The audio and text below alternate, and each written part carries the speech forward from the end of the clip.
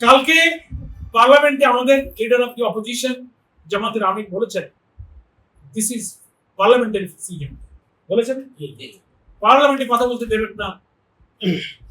একজন মন্ত্রী তো হয়েছেন দপ্তর একটা, সবাই বলে উনি সর্বময় করে তিনি কথা বলেন, তার দপ্তরের আইন শৃঙ্খলা সব শেষ হয়ে যাচ্ছে, উনি সংবিধানের ট্রেনিং দিতেছেন। সব কথা বলা যাবে না, জামাতের এমপিরা কথা বলে তাদেরকে তুচ্ছ তাচ্ছিল্য করবেন, মানে সংসদও একটা কর্তৃত্ববাদী মানুষ।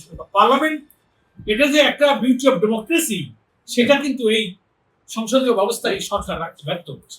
ইলেকশন কমিশনের মতো সাংবিধানিক পদে একজন এডিশনাল সেক্রেটারিকে নিয়োগ করা হয়েছে, যিনি বিএনপি নির্বাচনের সময় একটা সাব কমিটিতে কাজ করে sugar food corporation, steel engineering corporation, বিভিন্ন স্বায়ত্তশাসিত সংস্থার চেয়ারম্যান নিয়োগ করা হয়েছে। সমস্ত জেলা পরিষদ কেন দিলেন? সিটি কর্পোরেশন আপনি দলীয় প্রশাসন কেন দিলেন? হ্যাঁ, বলতে পারেন দেশে নিয়ম আছে, যখন সরকার থাকে না, পার্লামেন্ট থাকে না, কোনো কারণে যদি কোনো স্থানীয় সরকারের পদ শূন্য থাকে, গভর্নমেন্ট সরকারি লোক দিয়ে প্রশাসক নিয়োগ করতে পারে। তো বিগত ইন্টারিম গভর্নমেন্টের সময় এইসব জায়গায় সরকারের প্রশাসক ছিল, কর্পোরেশনের প্রশাসক ছিল, জেলা পরিষদে ছিল, এগুলো সব সরকারি লোকের আছে, কোনো দলীয় লোক ছিল না। কারণ আপনি ইলেক্টেড হয়েছেন, ঠিক আছে, আপনার এখতিয়ার আছে, আপনি নির্বাচন দিয়ে দেন স্থানীয় সরকারে, উপজেলা নির্বাচন দেন, কর্পোরেশন দেন, প্রশাসন তো ছিলই, আপনি সেই প্রশাসক সরাই দিয়ে আবার দলীয় লোক দিন কেন? আওয়ামী ফ্যাসিবাদ বিরোধী আন্দোলনে আমরা বলেছিলাম যে আমরা দলীয়করণের বিরুদ্ধে, তো দলীয়করণ আপনারাই করছেন, সংসদেও চালাইতেছেন, বৈষম্য উন্নয়নের বৈষম্য দায়িত্ব প্রদান, সন্ত্রাস চলতেছে। এই 6 মাসে প্রায় 500-র মতো খুন, 550-600 ধর্ষণের মামলা হচ্ছে, চুরি ডাকাতি চলতেছে, এখানে এসে শুনলাম প্রকাশ্যে মারামারি, ছিনতাই, নৃশংসতা চলছে, দলের মধ্যে আপনার হানাহানি হইতেছে।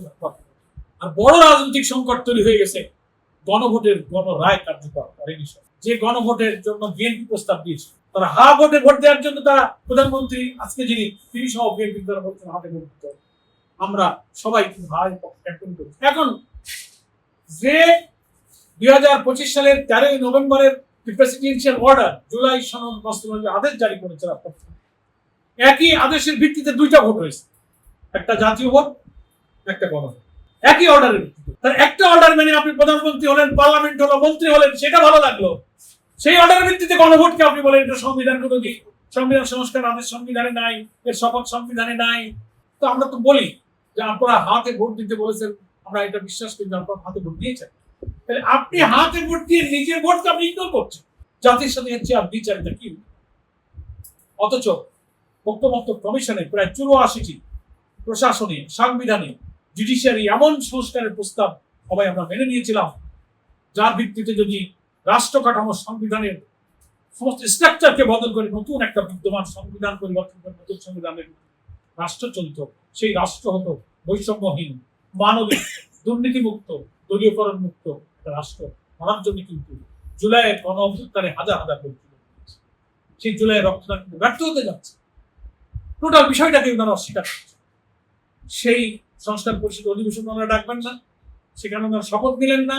180 দিনের মধ্যে গণভোটের রায় কার্যকর, জুলাই সনদ বাস্তবায়নের ম্যান্ডেটরি রাষ্ট্রপতির আদেশের মধ্যে আছে, কোনোটা ওনারা এই আদেশকে বাইপাস করে পার্লামেন্টে সংবিধান সংশোধনের একটা বিশেষ কমিটি করে নিজেদের ইচ্ছা মতো যেটা ভালো লাগে সেটা সংশোধন।